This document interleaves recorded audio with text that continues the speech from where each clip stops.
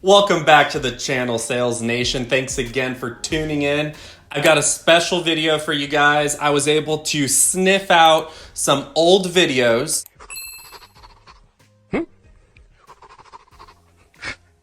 And lo and behold, I can create another day in the life video for you guys that's gonna be more revolved around what it would be like to be an endoscopy rep.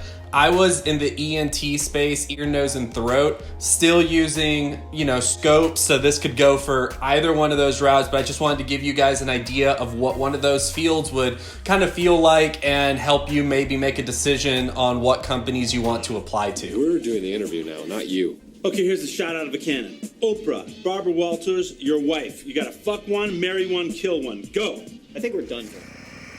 All right, guys, I hope you've grabbed your coffees, you're sitting back, and you're ready to see a day in the life. So it is, as you see, 5:35 in the morning. I am on my way 2 hours away to go to one of my first cases. Depending on your geography, this could be an everyday thing. It could be an every other day or even once a month. So you got to keep that in mind when it comes to looking for positions within your area. So here we are observing a sinus surgery. This is the OR. So when you're in here, you've got to be very still. Don't touch things. Keep your hands behind your back or to your sides because this is a sterile environment. What you're looking at is the physician taking a look at both of the screens. On the left side, you're going to have your navigation, and on the right side, you're looking at what they are actually doing. One of the things that I felt I didn't enjoy about endoscopy was I lost that connection when it came to being the essential first assist to the scrub tech. In these cases, the physicians don't necessarily ask very many questions, so you're not very involved like you would be in ortho. Keep in mind that this field offers a far better work-life balance than ortho does, but it also means that creating that OR relationship and that OR trust is a little bit harder when physicians aren't necessarily asking you anything. So keep that in mind when you're looking for your next role. Within this role, I also was working with speech language pathologists, also known as SLPs.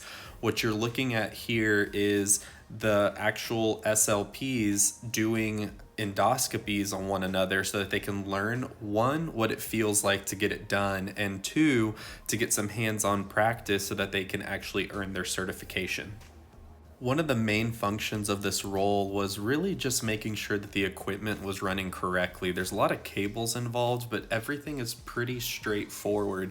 So it's not that hard to really understand exactly how to put these things together and get them working. But a lot of times they'll get tugged on, something gets loose, and then that's when they need you. What you're seeing here is a swallow study as well as a really good image of the vocal cords. All right, everybody, and coming up last is what a lot of people think is such an awesome part of being in medical sales, and that is taking physicians out to dinner. On this occasion, the truck actually showed up on time, but there has been other moments where I've waited all day for a truck to show up, and it's part of your job to be there and accept the equipment, and sometimes the equipment isn't working. So you need to be ready to kind of jump those hurdles and figure out what you're going to do, but obviously you'll learn that on the job. This current dinner was set up with 20 different ENTs. I was going to be showing them the product, getting their interest, and trying to figure out exactly who my big players were in my territory. The dinner went great. I actually sold one of these pieces. It was a capital piece of equipment. I think it ended up selling for a little over $30,000. So that was awesome. A well set up and successful dinner. As I mentioned before, part of being a medical rep is providing breakfast, lunch, and dinners. This instance, the dinner lasted until about 9 o'clock at night, which then I had to wait for the equipment to get picked up. So overall, with my cases that morning, I believe it ended up being like a 15 or 16 hour day. So keep that in mind, everybody.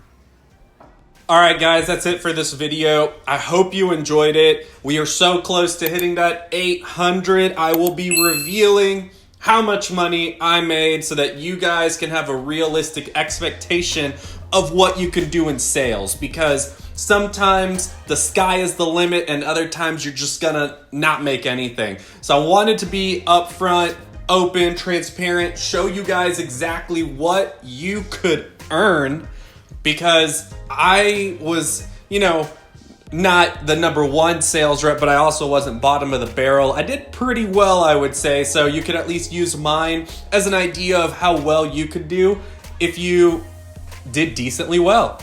All right, guys, until that next one. Max, my dude, I keep messaging you. I keep trying to show you that I love these. Green apple, dude, they hit so good. I cannot believe it took me forever to find these things, dude. This is amazing. I love your product. I eat it every day. And I hope we can meet sometime. Man, you are one pathetic loser. No offense.